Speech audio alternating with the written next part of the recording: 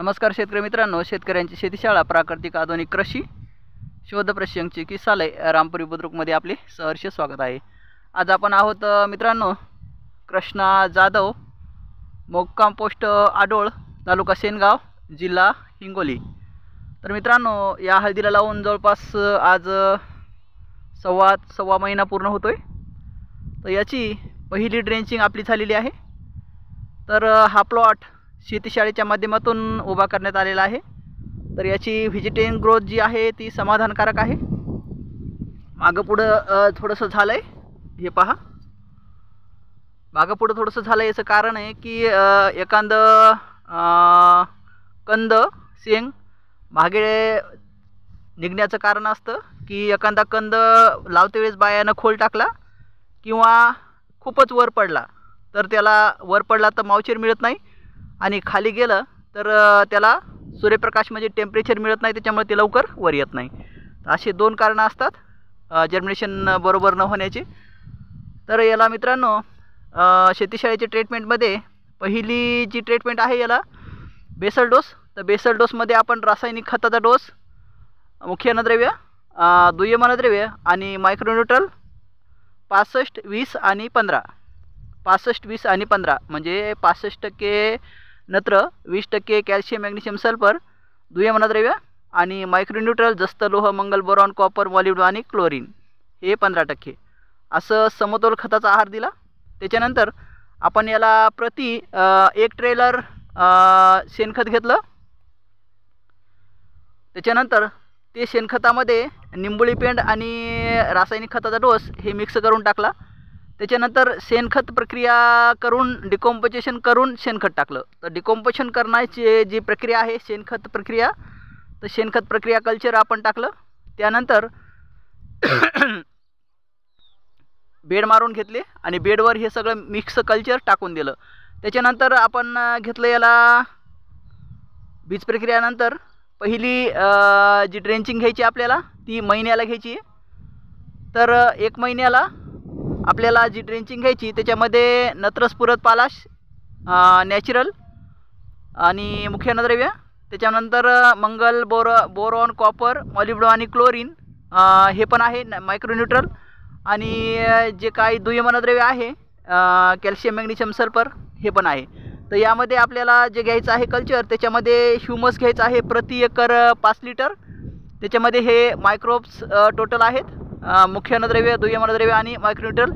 त्याच्यानंतर आपल्याला काय घ्यायचं आहे, त्याच्यानंतर आपल्याला घ्यायचं आहे बायोचं कल्चर। तर बायोचं कल्चर म्हणजे आपल्या वातावरणामध्ये जे 78% युरिया आहे, 78% युरिया ऑब्झर्व करून आपल्या पिकाच्या मुळाच्या सानिध्यामध्ये युरिया उपलब्ध करून देण्याचं कार्य, अनमोल असं कार्य ॲझोटोबॅक्टर आणि रायझोबियम हा जीवाणू करत असतो।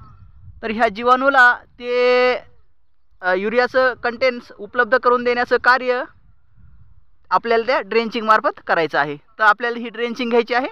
तर ह्या ड्रेंचिंगमध्ये नत्र उपलब्ध करून देणारे बॅक्टेरिया, फॉस्फरस उपलब्ध करून देणारे बॅक्टेरिया आणि पोटॅश उपलब्ध करून देणारे बॅक्टेरिया, PSB, KMB आणि ॲझोटोबॅक्टर, रायझोबियम हे बॅक्टेरिया आहेत। त्याच्यानंतर सगळ्यात महत्त्वाचा जो आहे बॅक्टेरिया तो म्हणजे ड्रायकोडर्मा।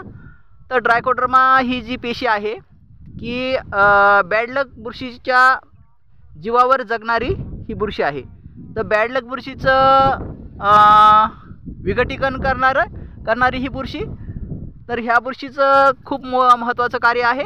आणि सुडोमोनस ड्रायकोडर्माचं जे कार्य आहे ते अनमोल कार्य आहे, जे आपल्याला फंगल इन्फेक्शन वगैरे हे पहा इथं पानावर जे दिसतं फंगल इन्फेक्शन, तर हे फंगल इन्फेक्शन रोखण्यासाठी ती बुरशी खूप महत्त्वाचं कार्य करते।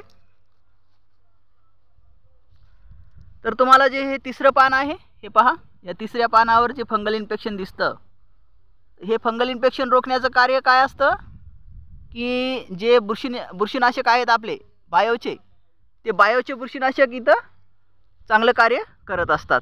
तर मित्रांनो, हळदीच्या तिसऱ्या पानावर बघायचं की तुम्हाला समजेल की नेमकं आपल्या प्लॉटमध्ये काय प्रॉब्लेम आहे।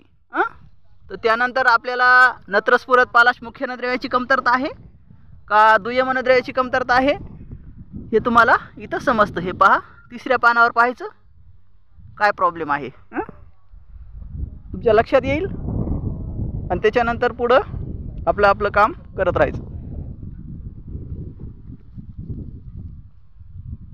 दिसतं डॅमेज झालेलं तिसरं पान? हां दिसतं. तर प्रत्येक जणांना आपल्या आपल्या प्लॉटमध्ये पाहायचं लक्षपूर्वक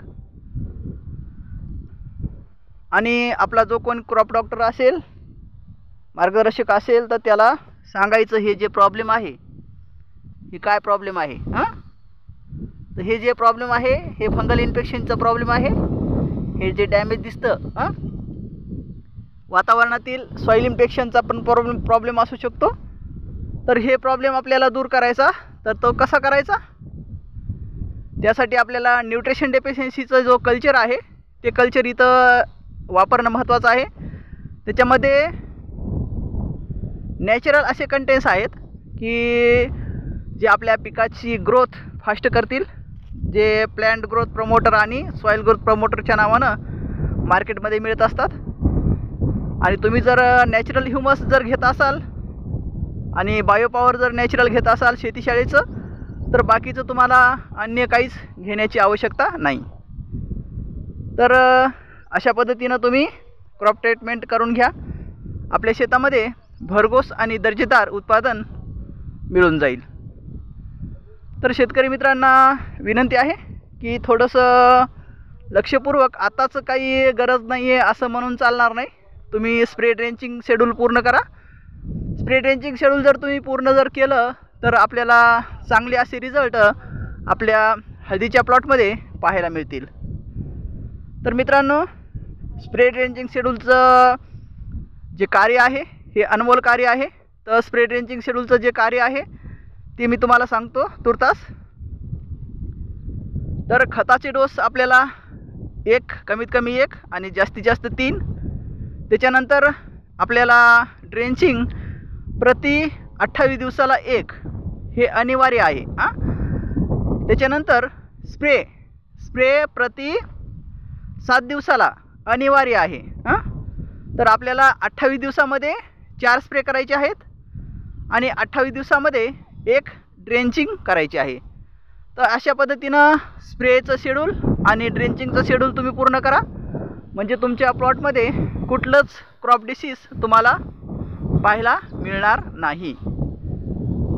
तर क्रॉप डिसीज तुम्हाला पाहायला मिळणार नाही, कोणीही न्यूट्रिशनची कमतरता, न्यूट्रिशन डेफिशियन्सी ज्याला आपण म्हणतो ती पण पाहायला मिळणार नाही आणि भरघोस आणि दर्जेदार उत्पादन तुमच्या शेतामध्ये तुम्हाला मिळून जाईल. योग्य काळजी घ्या. आजच काही गरज नाही असं म्हणून घरी बसू नका किंवा ट्रीटमेंट घेण्याची थांबवू नका. तुमची क्रॉप ट्रीटमेंट ही खूप अनमोल आहे आणि खूप महत्त्वाची आहे, कारण इथं एक सेकंद महत्त्वाचा आहे. बदल हा क्षणात होत असतो. द थिंकिंग रिच ज्याला म्हणतात, बदल हा क्षणात होत असतो. हर क्षण बदल होत आहे, ही गोष्ट लक्षात घ्या. तर थँक्यू मित्रांनो, धन्यवाद. कसा वाटला प्लॉट? लाईक, शेअर आणि कमेंटमध्ये सांगा. जर तुमच्या काही अडचणी असतील, तुमचे काही प्रश्न असतील, तर आमचा व्हॉट्सअप नंबर आहे 9623066788. या नंबरवर संपर्क साधावा. तुमच्या प्रश्नाचं उत्तर देण्यासाठी आम्ही समर्थ आहोत. थँक्यू मित्रांनो, धन्यवाद. राम राम.